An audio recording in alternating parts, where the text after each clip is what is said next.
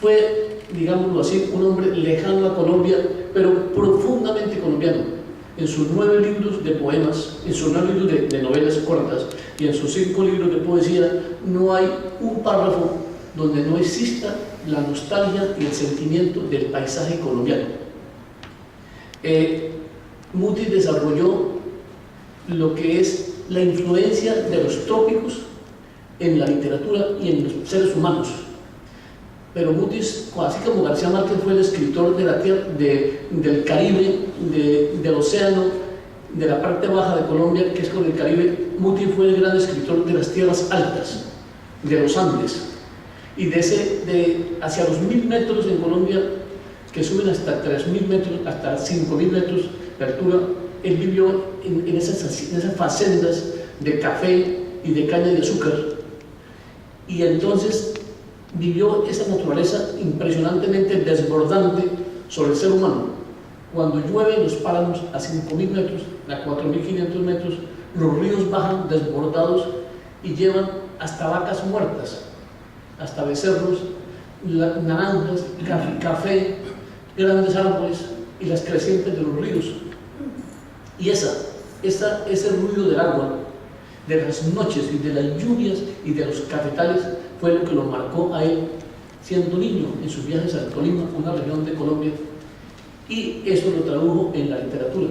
Y con base en esa nostalgia de Colombia, yo nací muy cerca de esa región y por eso conozco la profundidad de ese paisaje. Él lo transmitió a su poesía y a su prosa, y por eso sus novelas y sus poemas son una permanente descripción del hombre apátrida, el hombre errabundo, viajero, que es Magrol el Gaviero, que es un colombiano que está viajando por el mundo entero, pero de hotel en hotel, de avión en avión, de puerto en puerto, pasa por Lisboa, va a África, va a Kuala Lumpur, va a las ciudades más exóticas de Indonesia, del mar del sur. Siempre tiene la nostalgia de la tierra tropical colombiana, de los cafetales, de los árboles, de las lluvias y de los ríos, no de los rinocerontes como otros poetas colombianos, sino de lo auténticamente colombiano que es aquello. Y con eso construye a Magrol el Gaviero, ese vagabundo que es el segundo gran personaje colombiano universal de la literatura, junto al coronel Aureliano Buendía de Gabriel García Márquez. Mutis parece un escritor portugués. ¿Por qué? Primero, es increíble que varios de sus poemas y sus textos lo haya firmado con un seudónimo, Álvar de Matos. Álvar de Matos puso un seudónimo de un diplomata portugués, y en varios de sus cuentos los personajes pasan por Lisboa. Parecido un poco a la gran influencia de él en la literatura universal, que eso ha sido reconocido por los críticos, que era el escritor inglés Joseph Conrad, que era polaco y escribió en inglés, y que también hizo grandes libros sobre navegantes, sobre viajeros en los mares del sur. Y Álvar de Matos, el diplomata francés, firma algunos textos de Mutis como seudónimo parecido a lo de Pessoa. Y igualmente, no solamente por usar ese seudónimo portugués, por hacer pasar personajes por Lisboa, sino porque Mutis, y yo soy de esto muy respetuoso, en esto quiero ser muy cuidadoso, tiene un poco algo de la saudade y de la desesperanza en términos muy metafísicos que le atribuyen a los portugueses.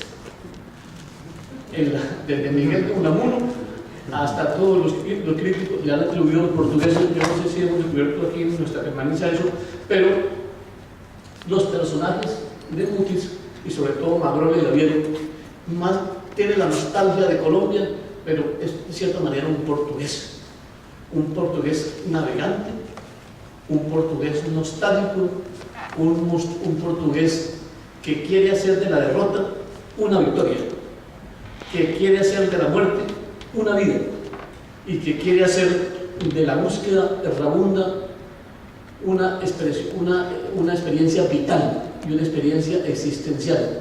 Entonces, y lo dijo Mutis muy claramente, y lo recordó el maestro Gran Zamora, Mutis reivindicó a Pessoa. como el gran poeta de la desesperanza. Pero la desesperanza en la literatura es vital, porque es una metáfora de la vida, y es una metáfora de la muerte como una dimensión de la vida, etc.